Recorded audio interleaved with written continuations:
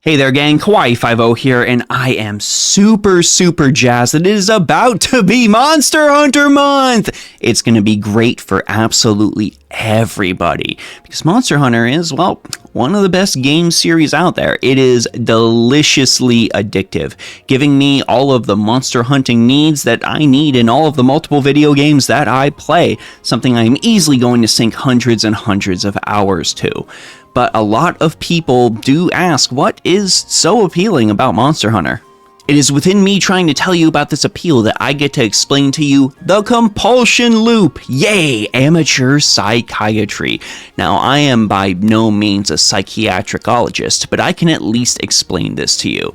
So, a compulsion loop is what is within game design, designed to keep you engaged with the game. And it's broken down into 3 parts you can see on this delicious little graph here. You have to perform an action. After you perform that action, you are then rewarded, and then another possibility opens and a cycle repeats. This is what's known in a general core loop. But a compulsion loop in and of itself has that additional anticipation outside of the challenge and reward. You thinking deeply about what you could potentially get if you tackled X thing or Y thing or Z thing. It is that additional layer of anticipation that guides you into trying to get a reward from all of those other specific activities.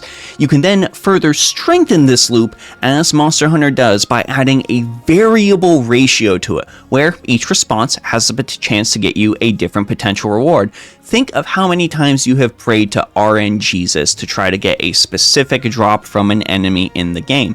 That is specifically put there to spice up your compulsion loop a little bit and get you to try more and more and more to get the thing. Let's go gambling! Aw, dang it. Now this can become really crappy in a freemium game because, of course, in order to try to make some money, some games will offer you the option to, speed up this process a little bit further along your compulsion loop by letting you use money in order to obtain the thing. Monster Hunter, thankfully, has not become like that. You need to hunt the monsters to get the parts and other loot to craft new weapons and equipment that's stronger to then go and hunt those even stronger monsters. Monster Hunter thankfully gives us free monsters in its post-game to continue to fight. While the past few Monster Hunter games have received a gigantic expansion that, yeah, you're going to end up having to pay a few bucks for, Monster Hunter, when it comes out and for quite a bit of time after, does provide completely free updates to boost your experience. I see you out there, Baldur's Gate 3, and I thank you for all of the new classes that you're adding, but I need to give props to Monster Hunter as well. It has also been doing this. Another thing that really ends up appealing to a Monster Hunter player like me is the possibility of routine. See, in a lot of different games out there, you just have your infinite bag of magic items that you can just use whenever you want. So thinking about preparing for a fight is not necessarily something that's going to end up crossing your mind. As long as you have the strongest weapon at the time, with the strongest armor at the time, your level is enough, you can essentially have a margin for error in the use of things like potions and revives to end up carrying you through the challenge. With Monster Hunter, as you end up getting deeper into the endgame fighting those master rank hunts, you do need to carefully consider every single slot in your inventory, especially if you're using guns.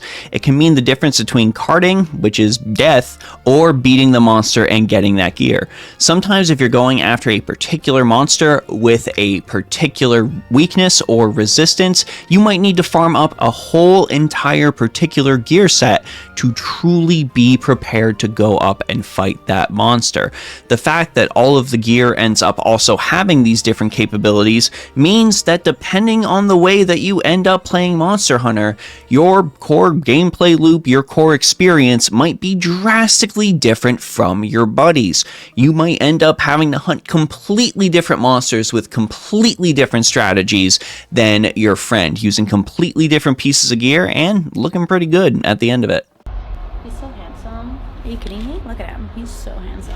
This is where the beauty of collaboration comes in. Being able to hunt a bunch of monsters with my buddies is great. Not only does it give me more monsters to hunt because we all might necessarily need different things, but being able to have somebody tackle a challenge in a way that I wouldn't necessarily be able to as an insect glaive using scrub, well, that is appealing. That is neat. That might give me an opportunity to think about maybe trying an entirely new different weapon, which, what do you know, we have just created another loop right there. I've got to go and end up fighting that new monster to get that new piece of gear to make that new weapon, and then I gotta go ahead and learn the damn thing.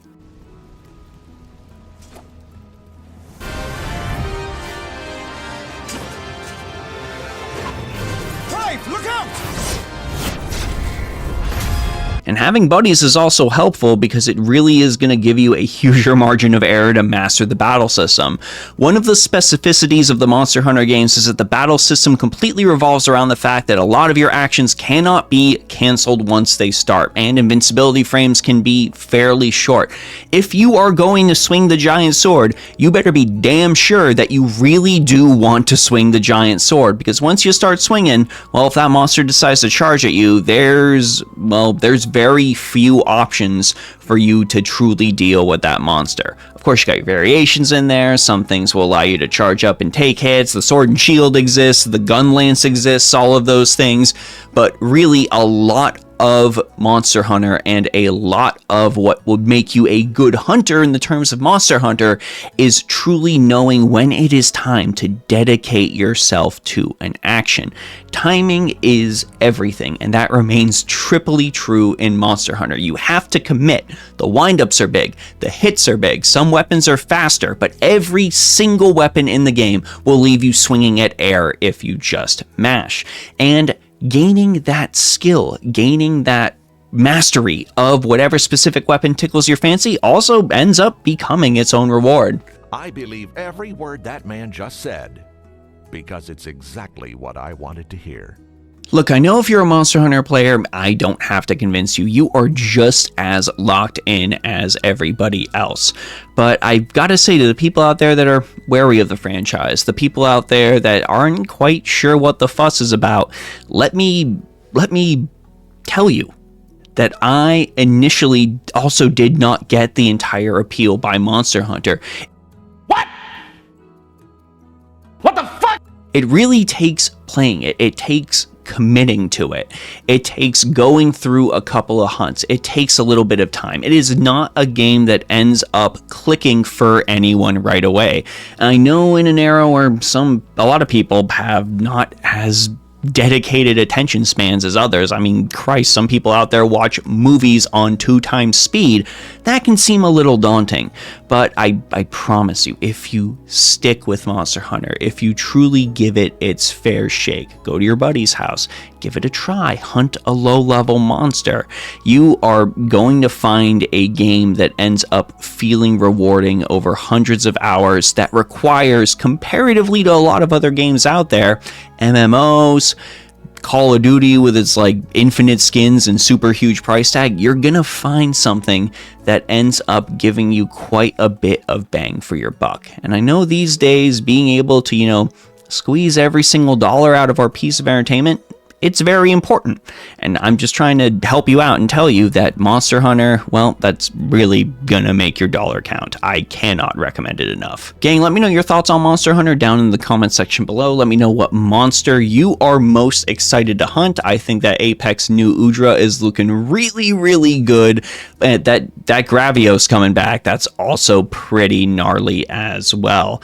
Let me know who the worst monster you've hunted in the course of the game is, and of course, let me know what your weapon main is. I'm going to have to go back to Insect Glaive for all my hammer main buddies, and I cannot wait to break that old thing out of its armory.